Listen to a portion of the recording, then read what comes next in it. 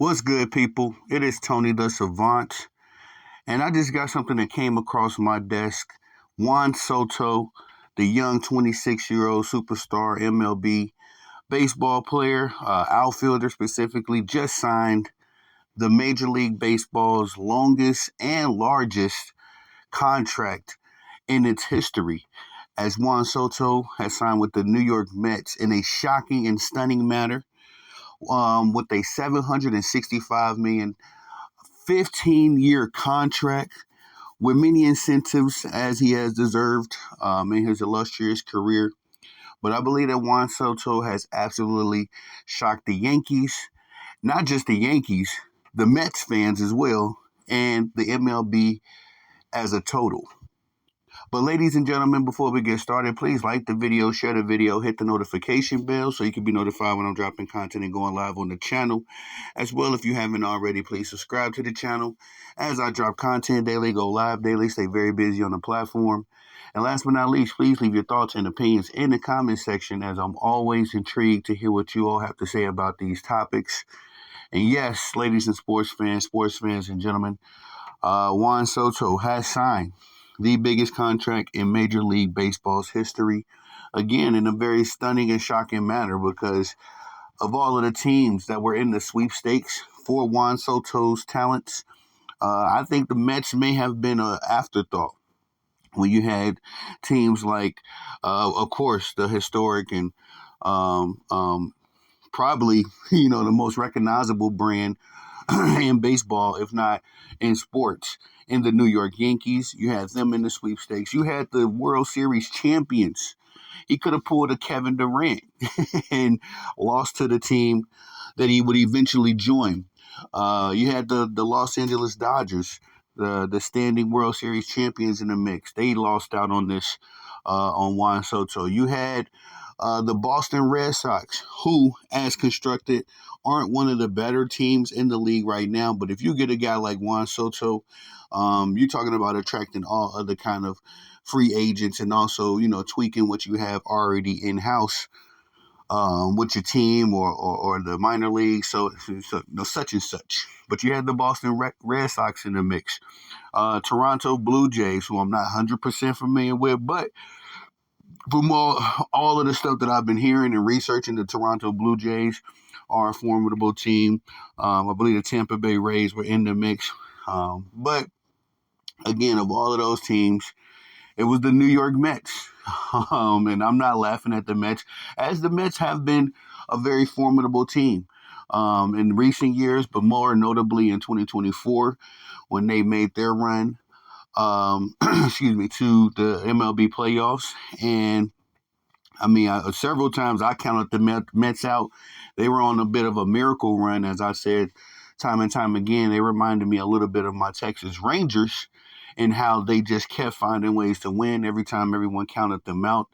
That's when they would do their most damage. So there's nothing to laugh at the New York Mets. This isn't the New York Mets of old, who had just been, for the longest in my lifetime anyway, an afterthought to the New York Yankees. The Mets made a serious pitch, and they actually landed the biggest star in baseball right now. The contract, the details of it are very incentive laden, as the $765 million contract can be. It can be. Well, I can say like this: Juan Soto, if all incentives are met, can make an upwards of $805 million. If all incentives are met, that includes, I believe, him winning his first MVP.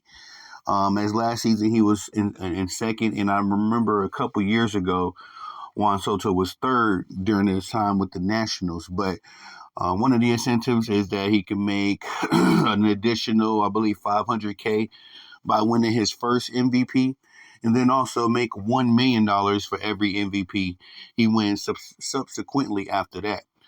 Another, excuse me, I'm getting my voice back. Had a little cold. The weather was messing with me, but we're back in action. But nonetheless, another incentive in this contract Something that the Yankees had not wanted to do. It was actually several things that the Yankees did not budge on in their contract negotiations with Juan Soto, and one of those were a suite, a personal suite at the stadium, at Yankee Stadium for Juan Soto, but now the Citi Field Stadium, I believe the Mets. That's the stadium they play in. He gets his own suite. He gets 4 premium tickets to home games, which is another thing I believe the Yankees didn't want to budge on.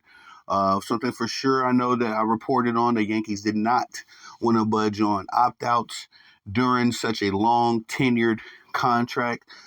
In this contract with the New York Mets, Juan Soto does have an opt-out option after 5 years.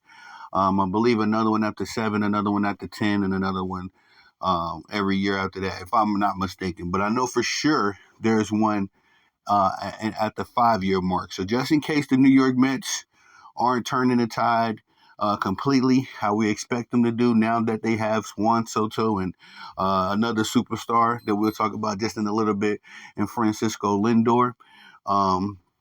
If they're not turning the tide completely, then Juan Soto does have the option of getting out of that contract while he's still young and while he's still, has a lot of baseball ahead of him. So that was a good thing, and that was another thing that the Yankees did not want to budge on in their contract negotiations. I recall reporting on that much. Juan Soto also has an incentive in his contract that I don't know if it's so much an incentive as much as it is a benefit to him to have security, personal security for his family. He's a big family guy. And I don't know if has been some, safety concerns behind the scenes. I haven't heard anything, but that was something that Juan Soto was very big on and getting included in his contract. I'm trying to recall if there was anything else. Let me check my notes, y'all. I think that was everything in this contract. Oh, also no trade clauses, full no trade clauses. We said, and also he wanted the jersey number 22. So that was included in his contract. I believe that's just his number. I think he was 22 with the Yankees as well.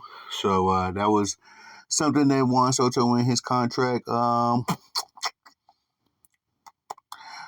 it was said by an anonymous MLB executive immediately after the signing of Juan Soto to the New York Mets.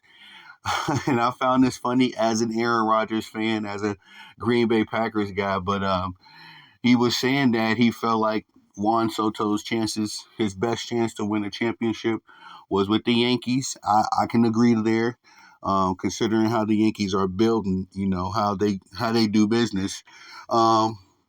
But he was saying if Juan Soto were talented and come on over to New York, one of the New York franchises, and see what they can do. But not very often do we see these guys bring home a championship. So a similar situation, not apples to apples, of course, but a similar situation could play out for Juan Soto that's playing out right now for Aaron Rodgers. Because when Aaron Rodgers came to the Jets, I remember this vividly, everybody in Jets Nation was screaming Super Bowl, but not so much now. So hopefully, again, I think that with the superstar duo, the billion-dollar superstar duo, may I say, Francisco Lindor and Juan Soto, this is going to be a very big piece in them moving towards winning a championship.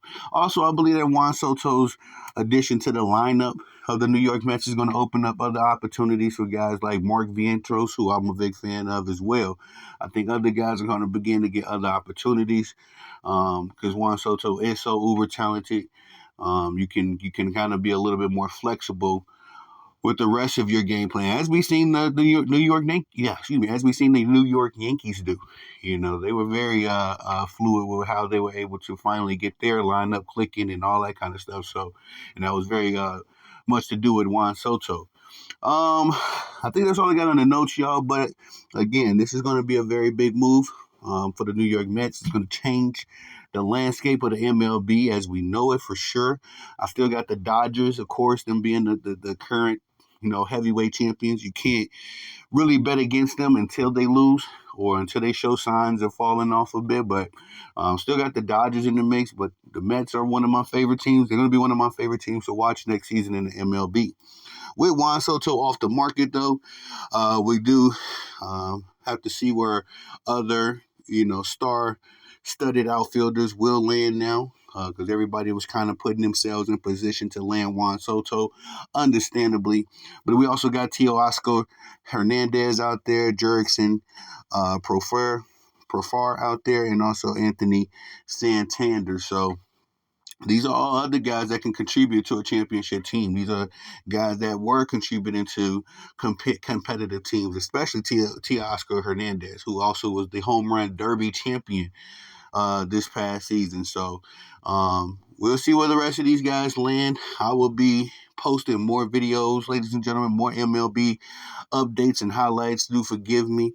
The schedule changed up a little bit. I mentioned this a couple months ago when it first happened. The schedule changed up a little bit for the holiday season. So your boy's putting in more time at the job, but earning more money. We will be investing in the Tony the Savant brand very soon, uploading some higher quality content, also getting me some new cameras, new podcasting gear. So we're going to have a good old time with this, but I want to keep, everybody updated, abreast of what's going on, not just in the NBA, NFL, boxing, some of my more popular sports to talk about, but also those sports that people may have an interest, may be wondering what's going on, like the MLB, like hockey. If you don't keep up with the day-to-day going-ons of those professional sports leagues, I want to be able to give you all updates, the biggest news, headlines, and everything that's going on in those leagues as well. So I will be putting more time towards the Tony the Savant brand